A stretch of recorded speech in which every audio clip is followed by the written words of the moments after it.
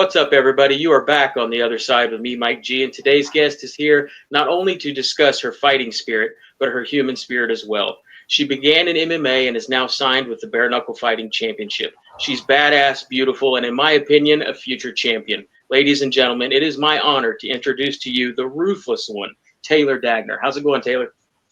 I'm doing great. Too blessed to be stressed. How are you? I love that. I'm doing very well. First question is always the most boring one, but it's really, really important. The man I am today is absolutely based on the foundation I started with. So I want to know about you. Where are you from, and what was life like for you growing up as a kid? Yeah, I was from a small village of 1,200 people in A southern Illinois. village? Yeah, it's considered a village. Still Okay. in Illinois. It's very small population. I lived in a single wide on 3 acres out in the country. We had us a nice pond on the property. We used to fish. A nice Sounds creek awesome. running by. Yeah, it was nice. I played multiple sports. It was pretty basic, you know. Okay. Did you have a lot of friends, or were you a quiet kid? I didn't really. I was never like cliquey. I kind of floated. It all depended on like the person. Like I never was one person to like stick to a group. It was just if you were good to me, I'd be good to you. Everybody's friend. I like that. Yeah. All right. What is your earliest memory of not necessarily fighting, but combat sports? Yeah, my dad had some trophies in his bathroom. He did Taekwondo. I think it's like a kicking heavy sport. Mm-hmm. He actually traveled for that. And when I was young, you know, I just like played with the trophies. I didn't think anything of it, but yeah, that's my first memory of it. Okay. Yeah. What were some of your biggest influences growing up? Biggest influences, my teachers for sure. Okay. I can name a few. So Mrs. Ruback, she was my 8th grade English teacher. She was huge. Mr. Heinzman, he was my social studies teacher in junior high. And then in high school, Mrs. Moore was one. Mrs. Rubke, I think I'm pronouncing that right. Yeah, so my teachers mainly were my big influences. Okay. If you had to make me a 3-song CD, burn me, old Napster style, make me a CD with 3 songs that would define your childhood, what would those 3 songs be? Shoot, that's a good question. I have quite a few songs. It can be embarrassing. We all sang Backstreet Boys in the car when no one was looking. Probably that one that's like "Fight for Your Right." The other one, the "Fight for Your Beastie Right" Boys? party one. Yeah. Yeah, That's my Beastie era. Boys. Yes, that my Nice. dad raised me with music, so that one. Eminem, like what the. I gotta think of a good one for Eminem. The one about the trailer park girls going around the outside. That one. And then Soulja Boy, the Crank That Soulja Boy. Me and my brothers used to jam out to that stuff. So those 3 definitely are like my childhood. Now, you mentioned your brother. This is going to come as a surprise to you that I know this, but I would like to know what you think about when you think of your brother and the beginning of Back in Black by AC/DC. Oh, racing. Right. How do you know this? Yeah, racing. It's my job. I used to play. I used to start that song when he would start his races. And like right when like the beginning of the race, I would start the music. So it was like a music video. And I would be It was his walkout song?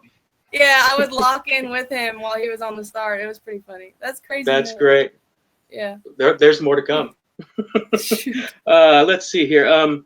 Was there a particular moment in your childhood? And what I mean by this is when I was 5 years old, I had a really bad bike wreck, and it was the first time in my life that mortality became a real thing, not just something that people talk about. Growing up, did you have was there a scary moment? Was there a bad injury, a particular time like that maybe you were like, oh man, life's for real. This isn't just cake and rainbows. Yeah, definitely. When I was 12, we were at a race. I kind of skimmed over it. My brother raced motocross growing up, so that was most of my early childhood memories. And we got a call. My grandma had been dealing with lung cancer, and she said that she was done with that fight. She wanted us to come say our goodbyes. So we all drove up. I wrote her a letter, you know, and all that, and read that to her because she couldn't read at the time. Her eyesight was going. And so that moment was pretty eye-opening for me. I realized then you don't have your people around forever. So Yeah. that was definitely it for me. Yeah. Grandmas are the best. Oh, yeah. They're the best. Yeah. People who watch this show know that the goal, outside of all the cool fighting stuff, is to hopefully inspire people who are struggling or feeling like giving up or broken. You've shared a little bit with me about what you're about to share. So this is going to be new for me as well. In whatever way is most comfortable for you, talk to me about what you experienced growing up that could have very easily not just put it into your career, but we wouldn't be talking. Who knows? You may not even be here. So go ahead and tell us your story. Yeah. So like I said previously, I grew up in a single wide trailer and on 3 acres. It was pretty isolated. My mother and my father were both alcoholics. My mother was also a hoarder, like TV level hoarding. It was pretty bad. We had double-digit dogs in the house that weren't potty trained, so you can imagine that mixed with the hoarding was pretty intense. Outside, we had at one point it got up to 30 cats at our house. Jeez. So yeah, it was pretty crazy. On top of the alcoholism, my mother was also addicted to prescription pain pills and gambling. So that being said, my dad wasn't available physically because he was working so much, just working himself to death to try to make ends meet as the money was being, sent out elsewhere. So that was rough. Yeah, hold on. I wrote a little bit down because I knew I'd kind of forget some of it, basically. But take your time.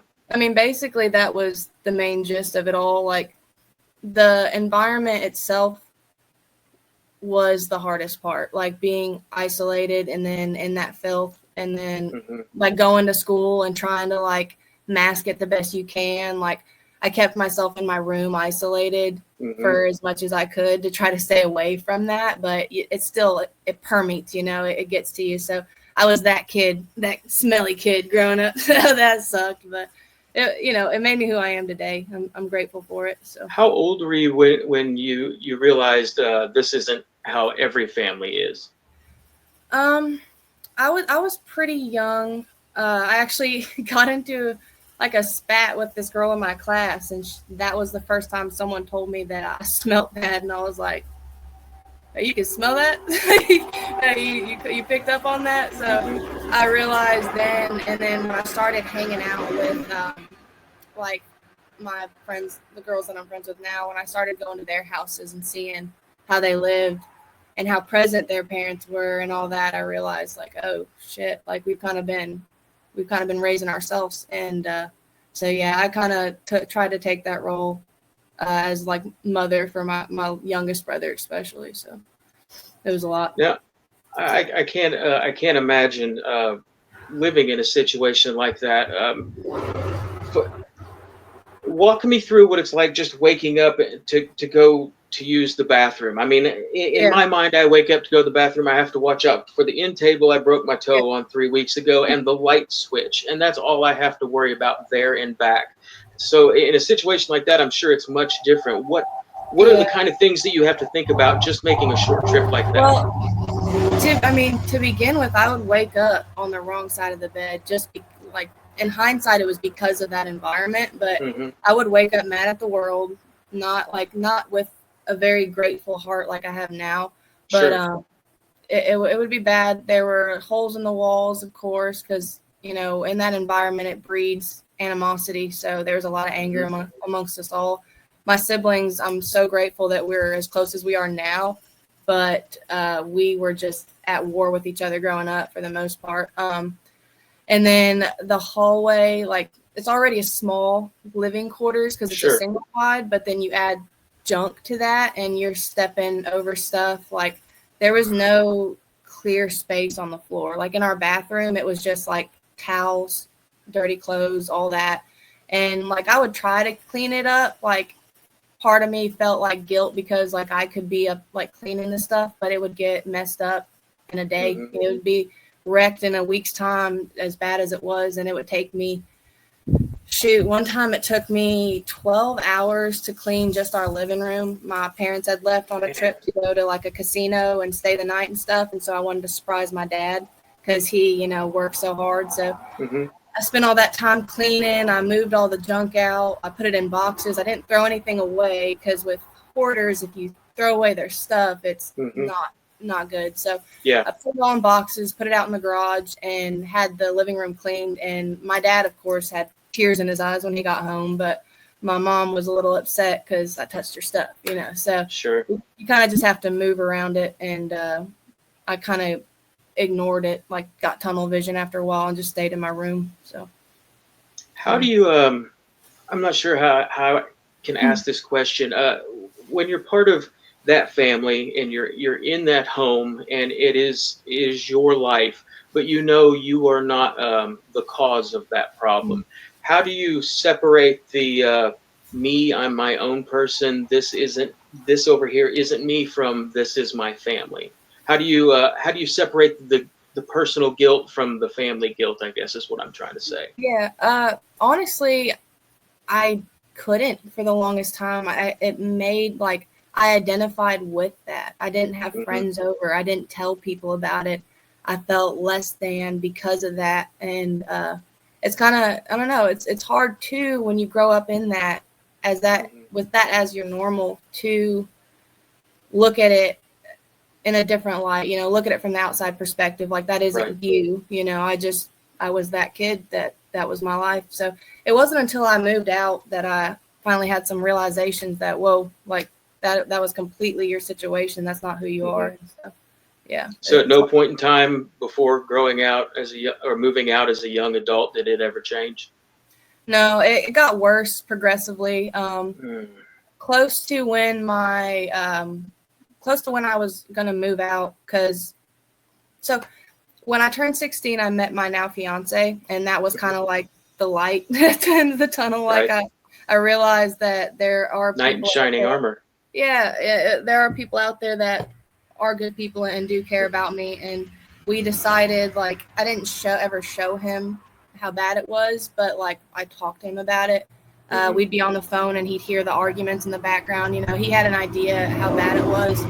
And so we decided that the day I graduate high school, I'm leaving. Like, I'm going to get my education and we're walking out this bitch. So that's exactly what I did. I packed my bags and I said thank you to my teachers. I got my diploma. I went home. And the hardest part of that whole ordeal was leaving my little brother, because I knew I couldn't protect him anymore. So that was definitely the hardest part of it all. But that was my saving grace, was moving to Mississippi and getting out of it. So how is your relationship with your parents now? How are they doing? I'm actually, so growing up, I was very protective of my mother, because just, you see the mean, like the screaming and the yelling, and you assume that's the bad guy. But as I got out, the rose-colored glasses kind of came off, and my dad and I are way closer now than we ever were growing up.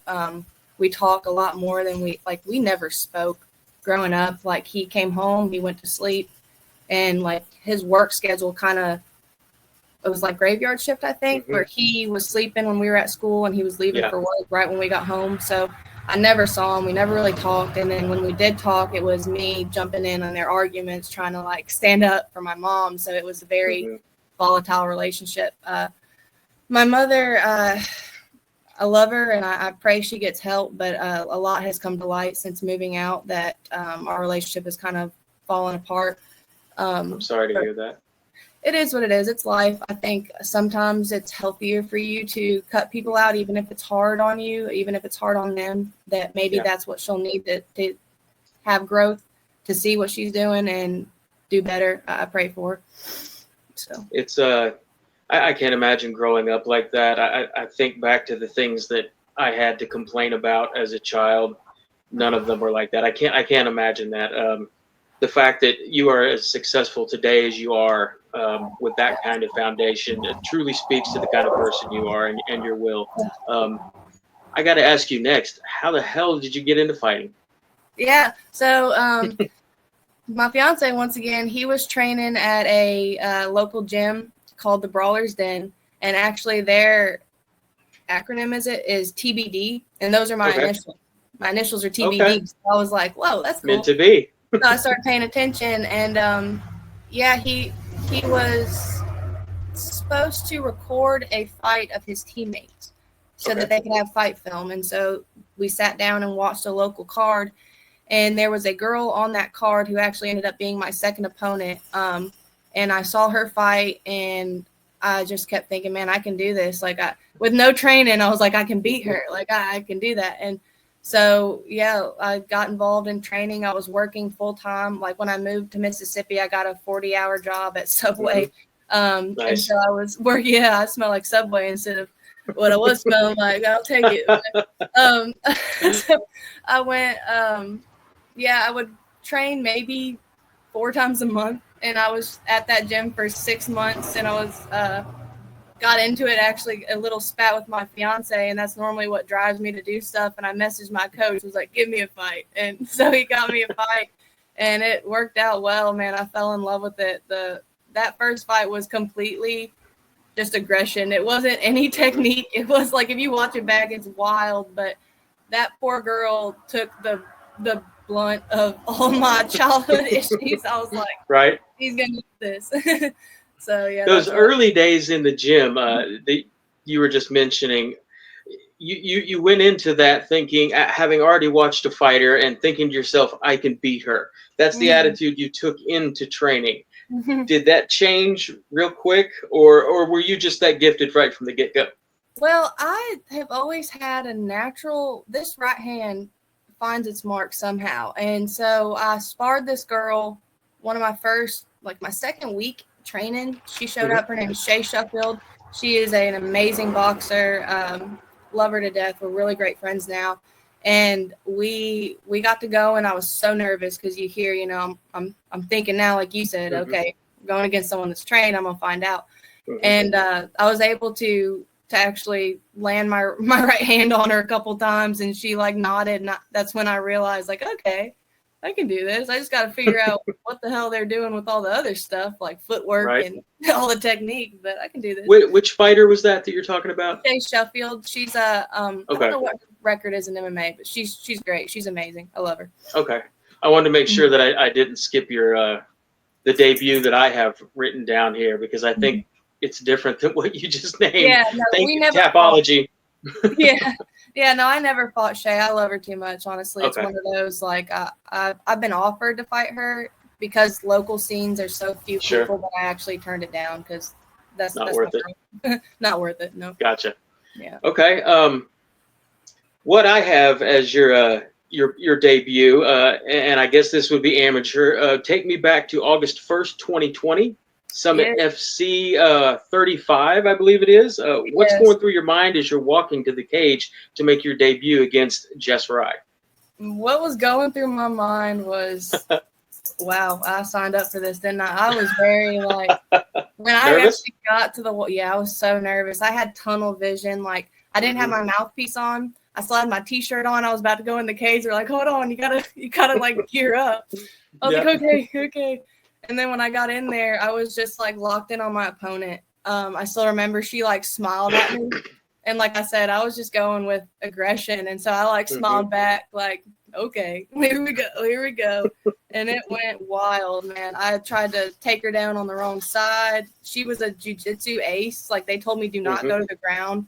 And I have a really bad habit of trying to wrestle people that are good at grappling. And so thankfully, I messed up that takedown, and she actually, at like 5 foot tall, kneed me in the face, and that woke me up. When she landed that on me, I found my range, and that was when I landed the triple righty, I call it. I blasted that right hand 3 times and knocked her down. It was surreal. I couldn't believe it when it happened. No one in the crowd could believe it when it happened. Everybody was just like going crazy for that first few weeks after that, and that definitely I got the itch after that. I wasn't going to quit. Like, I loved it. It's a great feeling. The moment the ref waved it off and you knew the fight was over and, you know, your mind goes back to reality, you're the winner, you understand what's happening, what's the first thing you think? Oh, the hell yeah. That was awesome. I went to my mother-in-law and I was like, did you see that? We were like jumping. She was like, yeah, I saw it. I'm watching. It was That's awesome. I love All right. Up next, you take on, and I hope I pronounced this right, Deshamar Rodriguez? Yeah, Deshamar Rodriguez, yes. Okay. How did that fight play out, and what caused the, I guess, retirement at the end of round 2?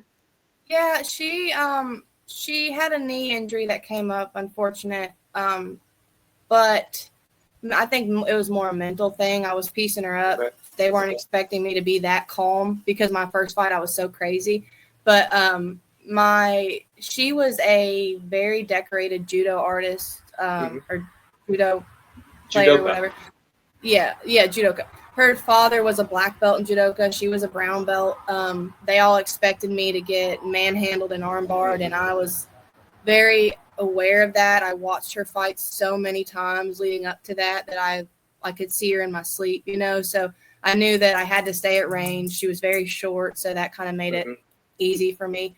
But I just stayed long and pieced her up that way. And at the end of the second, she had whelps on her face. Like I landed some good elbows on her too on the ground from bottom and from top position. I elbowed her, and I think those were like she made a noise during one of them, like that they definitely heard. I think those are what took her out of the fight, really, in my honest opinion.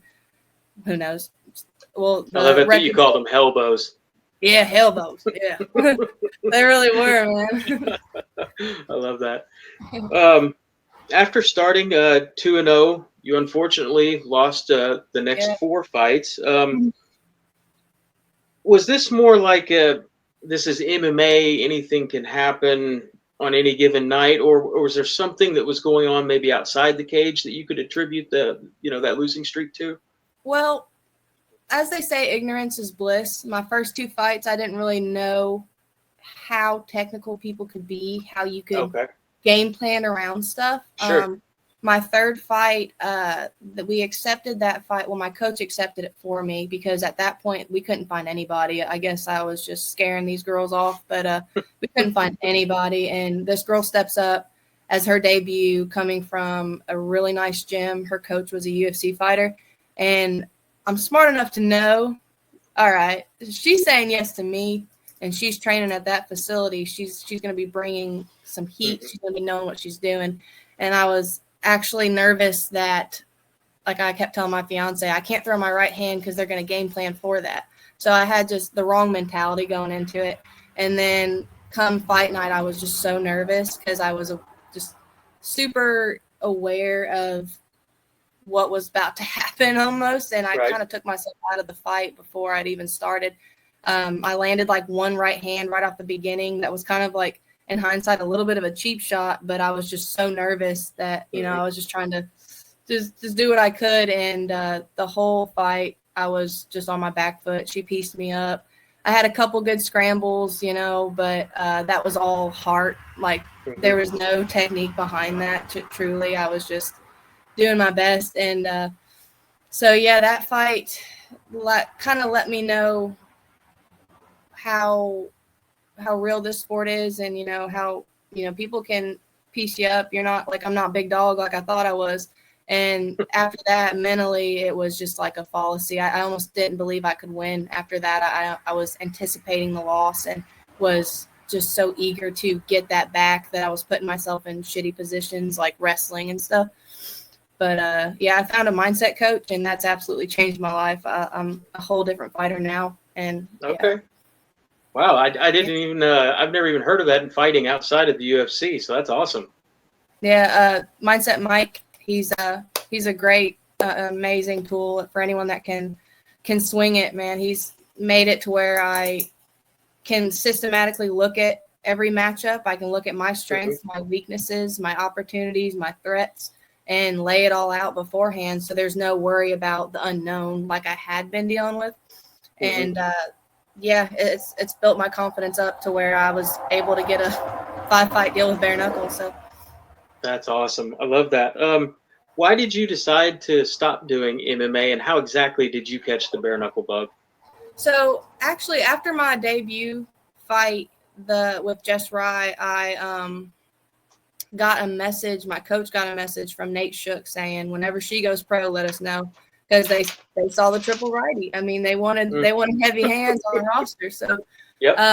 that gave me the bug. I started watching them after that, and I've always struggled with jiu-jitsu and wrestling, and just striking comes so much more naturally for me. Mhm. And so that's where I was always leaning towards. Whenever I went pro, I wanted to go pro with bare knuckle. And I actually had a goal that I would go pro 5 years after my debut fight. And within that time frame, 5 years later, I get an offer on April Fool's Day, like, pinch me, So it was That fate. must have been interesting. I questioned them until I got the contract and the email from Nate and David. I was like, Yeah. no, this is a funny joke you're playing, buddy. Uh, I can't imagine. I want you to. This doesn't have anything to do with fighting, but I think it's a good spot in the interview to ask this question. I like to know what your personal definition. If you were rewriting the dictionary and had to give the definition for the word redemption, what would you put in its place? Redemption. What does that mean to you personally? For me, I say redemption is. That's a good question. It's the opportunity to get your get back. In essence, I mean, it's the opportunity to evolve, and where things may have gone wrong before, you can, level up and basically change the storyline. That's a good question. Should have prepared me for that one. Could have Googled it. I don't want you to know all of them. Yeah, that's a good one. Just basically, what goes up must come down, in essence. Like, if you're struggling, you're going to get your get back. And if your life's still hard, then you're not till the end yet. Keep going. Absolutely, yeah. What makes you, we've talked about this previously, you are extremely confident. Where does that confidence about your success in bare knuckle come from? Mindset, Mike. No, seriously, go. but I mean, we wrote it down. We listed out my strengths. Like, I know that I'm heavy-handed. I know I'm tall. Physics is physics. Styles make fights. I know that when I'm relaxed, I'm elusive, I'm creative. I throw things that people aren't expecting. Anytime I spar, like, my teammates at law school, I get a lot of feedback that, I'm quick, or I'm this, that, or the next thing, and I write that down and I look at that. Like, those are facts to me that I refer back to. So definitely through Mike's systematic approach, I can look at things differently now. I think I need to talk with this guy. You do. I mean, he's amazing. Everyone needs to at least talk with him. He's amazing. Follow him on Instagram. He posts great stuff. Okay. All right. Do you think walking to the ring to toe the line is going to feel any different, maybe in here, than walking to the cage? Yeah, I mean, yes and no. I think I'm going to be even more excited for it. Like, instead of like where others may think, oh, you're going to be more scared because there are more eyes. The more people that watch me, the more fired up I get, the more excited I am to put on a show. I mean, we are showmen at the end of the day. And so, like, my last boxing match, it was my first match since having Mindset Mike. And before we walked out, all I could think of was, okay, it's showtime. Like, click that in gear. And it's a fun time. Like, you get to be the main character for 10 minutes, 2 or 5 2-minute rounds. You get to have your fun, showboat a little bit, do whatever you want. And that's amazing. I get to do this. I'm blessed to do this. I can't wait. When will we get to see you in the ring, and what expectations are you putting on yourself for your debut? I'm not sure necessarily on a specific date. I'm hoping like October, maybe November, December area. I've been bugging Nate, and I expect myself to surprise a lot of people because they're going to be seeing my record and they're going to see, the 4 losses. They're not going to be expecting much, I don't think, from me. And so I'm in the best position to go out there and capitalize on that. I know I'm heavy-handed. I know I'm quick. And like I said, I'm creative. I think I'm going to have a lot of fun out there, and I'm going to be fun to watch. So Okay. Have you thought about how you're going to deal with it if you unfortunately don't meet your expectations or even worse, lose your debut? Oh yeah, I mean, win or lose, I'm winning at life. Like we've laid out like where I am now versus what I came from. Like losses happen. Hmm. What I can take from a loss is I can take data from it, I can learn from it, and then the next time I go out there, I'm going to be even harder to kill. I'm going to be even more lethal. So if I do lose, then I just get more data. That's it. Absolutely. I love that mindset. Um, what is your ultimate goal in the bare knuckle fighting championship? Everybody fights My for different reasons. Some people it's belts, some people to say they're a fighter, some people it's for money. What's your reason? I have a couple whys. My big why is I want to inspire people who come from what I come from or worse than what I come from, that just if you keep going, that there is light at the end of the tunnel, that you can, make some big things happen for yourself. But I want to give back to my community. The food drive, like I'm trying to think of what it's called. Sorry, there's a truck going by. It's okay. I want to be able to give back to the angel tree that we had to use growing up, to the food pantry. I want to eventually have enough money that I can show up and give back to them. That's the goal. Everyone that helped me on the way up, I want to help them back, and that's my main goal with it. Awesome. Awesome. Is there someone in particular that you'd like to fight in your debut? Oh, all of them. Line them up, Oh. man. Seriously, I mean, there's no fear in me. I've stood toe to toe with my parents. I've stood toe to toe with whoever. Like, it's all an experience. If I'm lucky to one day face even the champ, man, I'll be blessed to, have that opportunity to be able to write that in my legacy. Mm-hmm. My daughter gets to see me challenge myself. That's huge for me. I have big goals basically, and I've told Nate and David both, whoever, whenever, just let me know. Love it. What's something that you really enjoy that most people don't know about? Good question. I like to paint. I'm a really good painter. I can't create anything out of my mind just yet, but I can do like logos. Like I did the bare knuckle logo as my announcement. Nice. I painted that. I can paint oil, watercolor. What's your medium? Acrylic. I like Okay. acrylic. Mm-hmm. Awesome. You got anything laying around you can show off real quick? I don't. The bare knuckle thing's like way in the back in my gym. I have it hung in my gym now so that I can see it. BKFC 2025 is like a visual. But yeah. When you win your debut, you should sell that and donate the money to that food pantry you were just talking about. Yeah. I've considered, like, once I get my name, like the more momentum, that maybe I can put an auction and sell it. Or I wanted to see if David wanted it, Dave Feldman, to hang it in his office or something, Right. It'd be really cool. But right now, Sweet talk the boss. Yeah, it's just kiss the right ass. Just no, I'm just kidding.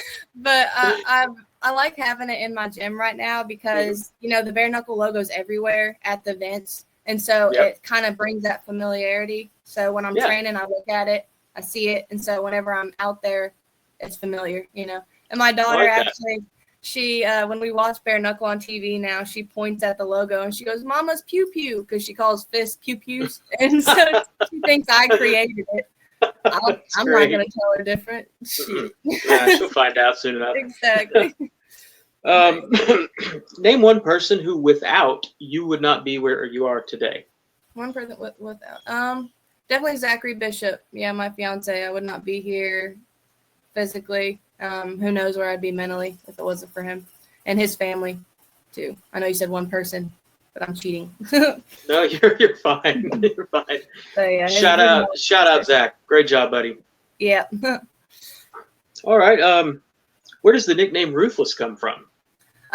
Well, I watched Robbie Lawler fight Rory McDonald, and I liked how they just kept coming, and I like that Terminator style. I want that energy, so it fit. I felt like I bounced a couple things around, but none of them really stuck. But when I saw that, it stuck. And then I hear he's being signed to bare knuckle. So what are the odds that I'm going to be in the same maybe? No? Yes? No? Okay. Just a guess. Scratch that out. But I would if he does, Robbie. That would be awesome. I'm using your nickname, Robbie, so you need to sign up. Like, shit. Show up and watch your first fight, Robbie. Exactly. Gosh. All right. This next question I ask everyone. I want to know who is on your personal Mount Rushmore of fighters. This can be any era, Yes. any combat sport, not wrestling, not WWE, that doesn't count. Boxing, MMA, kickboxing, jiu-jitsu, judo, anything you want. Top 4 greatest fighters ever. Okay, so I was going to ask how many is that for? So definitely Dakota Dacheva. She is top of her game right now. I love her style. We have a similar build. Love her. So Dakota Dacheva. I got to put Mark Coleman up there. You know, he's one of the greats. Yes. I got to have him up there. Let's see. It's a good question. Valentina Shevchenko, she was my first favorite fighter. I got to see her in person at a seminar, so she's up there. She's just so solid. And then I'm going to throw – who am I going to throw in there? That's a good question. Probably Max Holloway. I like his style. Nice. I like his volume. He's very like the same style I want to carry in bare knuckle. So incredible boxing. Yes, absolutely. He should do bare knuckle. No. You never know. Maybe one day. Never know. Never know. If they ever go to Hawaii, I guarantee you he'll be on that card. That would be awesome. That would be amazing. So yeah. Okay. What's it like getting locked in the bathroom at Universal Studios? That was crazy. I was locked up for like, oh man, how long? It was a couple hours, enough to where I had like claustrophobia. It was the sliding glass doors, and somehow they latched, and I didn't know I had like I could have that claustrophobic energy or whatever, or claustrophobia, but the guy came to open the door, and I didn't realize he was right there. He got it open, and I like ran him over trying to get out. It was crazy. As you can tell by now, I spoke with Zach. Oh, okay. I was wondering. I always try to reach out to people that the person I'm interviewing knows to try and get some funny stories, and it was really difficult with you, so I tried the fiance for the first time ever. Thank you very much, Zach. I appreciate it. Yeah, my family probably didn't have many funny stories. These next few questions are kind of goofy, kind of funny.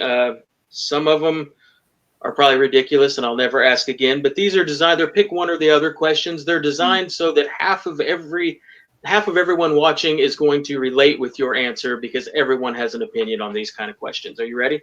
Yep. Go. All right. What's worse, winters in Illinois or summers in Mississippi? I would say summers in Mississippi, because the winters honestly aren't that different. It's been pretty freaking cold down here too, but the humidity in Mississippi is insane. So, yeah. 95% right now, probably. Probably. Shoot, I don't even check anymore. I'm just sweating talking to you. It's like trying to breathe underwater out there. Exactly. Pulled pork or brisket? Brisket. Yep. There we go. Some nice burn ends. Yep. All the best. I figured being in Mississippi, you'd have a barbecue answer for sure. Yeah. What is your favorite animal at the zoo? Favorite animal at the zoo? Is a butterfly an animal? I love the butterflies, because at the St. Louis Zoo, it's actually one of the biggest zoos I think in the country, and it's free because everything's donated. So the entry is free. And they have this butterfly exhibit, and it's just like hundreds. I love butterflies. Is it like the room you go in and they just land all over you? Yeah. Actually, they were stuck to a return like vent. You know how it sucks the air in. And I climbed up and freed all the butterflies from the return vent. Yeah, I love butterflies. Poor butterflies. Yeah. Poor all right. I hope this isn't too old school of a question. I'm considerably older than you. Who wins, both in their prime, Ali or Tyson? I would say It's hard to go against Ali, but Tyson, man, he's ruthless. He is tenacious. I gotta go with Tyson just because of his energy. Like, poor Ali would probably lose an ear when he gets Definitely.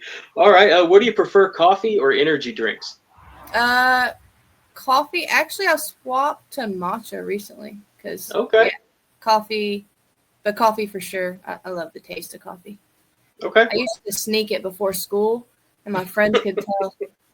And they could tell because I was crazy. Oh, that's awesome. Does pineapple belong on pizza? Nah. Never. No. Get that out of here. What's the best Rocky movie? The best Rocky movie. Would you hate me if I said I hadn't watched any yet? None? Zero? There's like 30 of them. I need to watch at least. I've seen like the clips. I quote them like Adrian or whatever, Right. But like I've never like actually watched the movies. I've seen. Start with number 1 and watch through 5, and then stop. And then stop at 5. Okay, Mm-hmm. I'll let you know. Right. Are you a dog person or a cat person? I don't discriminate. I like both, but I guess I'm more of a dog person. Just because my Piper, my pug beagle mix, she's been with me since I was 15. She actually grew up in the hole too and came with me to Mississippi. So wow, gotta go with pipes. Gotta go with dogs. Rescued the dog. That's great. All right. Let's see here. How old's your daughter? She's 2.5. She'll be 3 in November. Okay, I don't know if Legos is going to be the right word for this, but I'm going to go ahead and ask this question. Would you rather be punched in the face or step on a Lego barefoot in the dark in the middle of the night? Oh, punch me in the face 10 times. It's like, I'll eat all of those before I step on a Lego. All right. What do you prefer, talk or text? Talk. Like, if I have the opportunity, I like to talk more so than text because I stay a lot and I end up sending these paragraphs and now they got to read them and they may not have that great of reading skills. So. Gotcha. Okay. This next question is an odd one, but I like to ask everyone because everyone has a preference and everyone has a restroom. In your bathroom at home, does the toilet paper feed over the roll or under? Over. Very good. Very good. Yes. I'm doing my best. My passing. Do you identify more as a Power Ranger or a Powerpuff Girl? Power Ranger for sure. My daughter is obsessed with the old school Power Rangers right now, so Power Ranger. Awesome. Which color's her favorite? She likes, I think the yellow one she reacts the most to, but I always liked, I think it was Shelby. Is that the pink one? I don't know. I believe so. Yeah, I like the pink one, of course. Typical girl. Of course. All righty. Let's see here. You're going to go commit a bank robbery, and you got to take 2 people with you, a gunman and a getaway driver. Who are they? Who are you taking? Okay, getaway driver has got to be, is it Vin Diesel off of Fast and There we Furious? go. Yeah, Yes. getaway driver Good Vin. one. And then the gunman is going to be that guy off of Suicide Squad. Is it Will Smith? Yeah. I mean, I got to have the best. It's the best 2 I've ever heard. Yeah, I mean, we're not losing that money. We're getting that money. You have the right mindset. Everyone else names off like their best friend and their cousin. You're like strategic with it. They're going to get caught, and they will not succeed in that heist. Wow. If you have a message maybe you'd like to share with the viewers, anyone watching right now who right this second might be feeling broken or like giving up, what would that message be? And tell them how they can make it through to the other side. Yeah, I would just say, like, it sounds simple, and I've said this before in an interview, but just keep on going. Like, it's easy to fall victim to your current situation because that's all you can see right now. But it gets better. It always gets better. So you've got to just keep on keeping on, man. And then what was the second part of that question? Was there 2 parts? Just what they can do to make it out to the other side like you have. Yeah, focus inward. A big thing that helped me was looking at like my own mental fallacies. Even before I had a mindset coach, I was looking stuff up and trying to understand like from a factual standpoint, like how my environment might be affecting me, and like Mhm. seeing it on paper and seeing like, okay, because you deal with this, that, and the next thing, you're going to deal with this, that, and the next thing. It helped me figure out that I'm not a broken human. I'm just in a shitty environment. So, yeah. Awesome. What does a perfect day off look like? A perfect day off.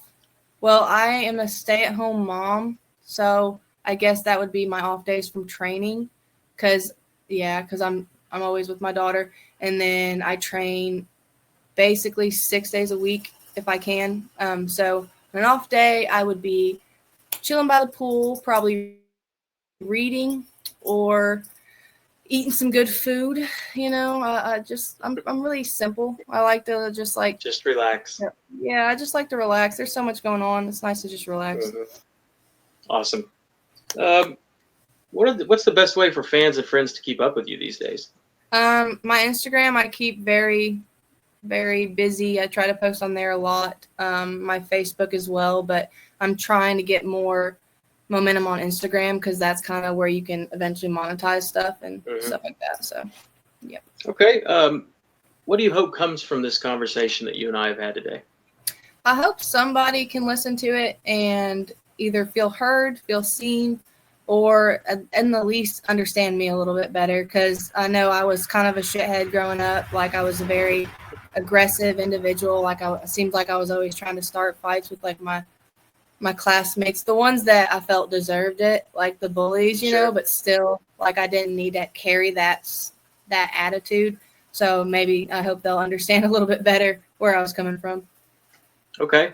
I'm out of written down questions. Is there anything else you want to share? Maybe somebody you'd like to shout out? I don't think so. I could shout out, of course, we've already talked about him, my fiance, Zachary Bishop, his mother, Tabitha Bishop, and his sister, Rihanna Bishop. And then I wanted to shout out my brother, Ray Dagner, and my brother, Logan Dagner. They both have also, come out of the mud. Logan has his own business he's created, and Awesome. I'm so proud of him. He does restorations and stuff like that. He's really just doing the damn thing. And then my little brother just moved to Oregon, and after graduating college, he's now a CPS worker. So he will be going to these homes and, making a difference in the lives of these kids. So I'm so proud of them. Full circle. Absolutely. That's amazing. That's awesome. I love Super that. proud of them. Well, Taylor, I want to say thank you so much for giving me your time today. It's been awesome talking with you. You too. We've talked so much at this point. Even your fiance and I feel like we're all friends at this point. I hope you consider me one as well. Absolutely. I'll get this uploaded to YouTube. I'll probably do it later tonight when there's more viewers at home to watch. I will send you the first copy. If you want to watch it and for any reason you don't like it, let me know and I'll take it down. Absolutely. Thank you so much, man. It's been so much fun. I'm glad you enjoyed it, and I'm sure I'll talk to you again soon. Yes. Have a great day. All right. You too. Bye-bye. Wow, that was an awesome interview, wasn't it? What a sweet lady. That was a blast. I appreciate everyone staying through the whole thing, spending your time with us today. If you want to check out some of the merch, it's not this one. This is the original. But the new version of the Other Side with Mike G podcast shirt is available at justblazeclothing.com, our new merchandise sponsor for the Other Side podcast. Check it out. Go pick you up one, and I'll see you next time.